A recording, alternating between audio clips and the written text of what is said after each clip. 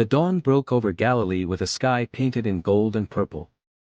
Villagers stirred as whispers spread, a child thought lost was returning. Years ago, Anna, the daughter of a humble weaver, had vanished during a raid. Her family was left in sorrow, her brother Micah searching each day upon the hills. This morning, however, a stranger arrived in the markets of Capernaum, carrying a scroll sealed with the crest of Galilee's ancient royal house.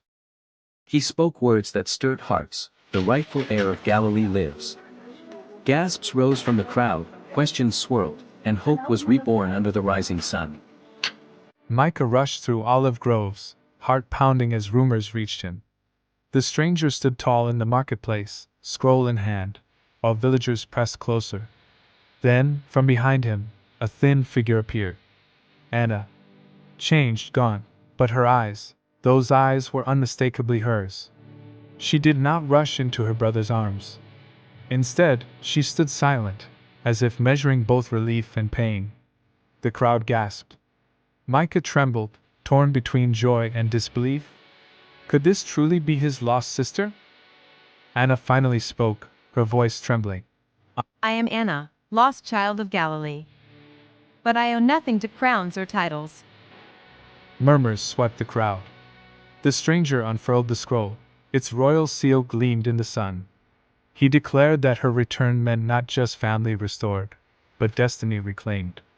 Micah reached for Anna, but she turned her gaze, her scars deeper than words. This was no simple homecoming. It was the start of conflict that would touch every soul in Galilee. The stranger's voice thundered. The heir must rise, for Galilee suffers under cruel governors. Soldiers lurking at the edges of the crowd whispered among themselves. Anna raised her hand, silencing the noise. Her words pierced the air. You may crown me only when justice flows like living water, when rulers care for orphans, not only palaces. Silence fell, as if the earth itself paused to listen. For the first time, Anna's scars became her crown.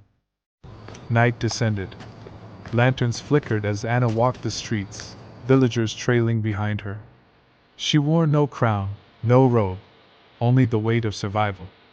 Whispers followed. She is ours again. Micah walked beside her, his hands steady at her back. For the first time in years, the people felt a shift in the air, hope not born of power, but of resilience. The heir had returned, not as a princess of privilege, but as a servant of the broken. But not all hearts welcomed her. In secret, some plotted to use her claim for their gain. The scroll, a symbol of destiny, became a target. Soldiers whispered of betrayal. Yet Anna spoke gently to Micah. Brother, whatever crown I wear, let it be one of service. Her words echoed in the darkness, carving a new path, one that placed mercy above might.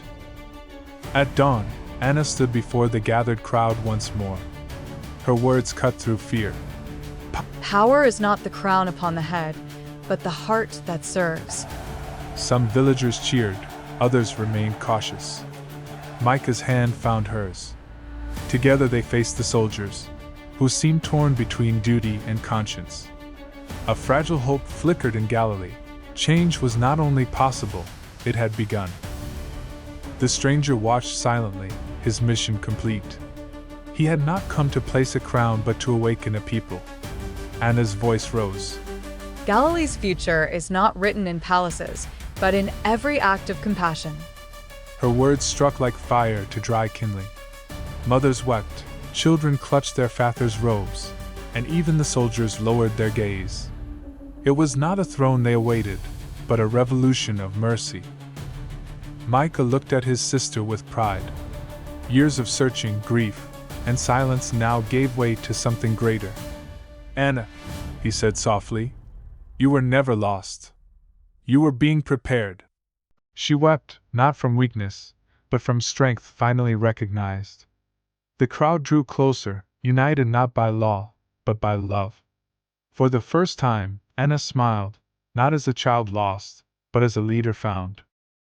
As twilight fell, lanterns lit the village once more. Anna stood beneath the stars, her voice steady. Galilee, I am no queen of thrones, but a servant of the broken. If I were a crown, let it be woven from compassion. The villagers lifted their voices in unison, a song of belonging rising into the night. Hope had returned. The heir of Galilee was not crowned by gold, but by grace. And her story, our story, was only beginning.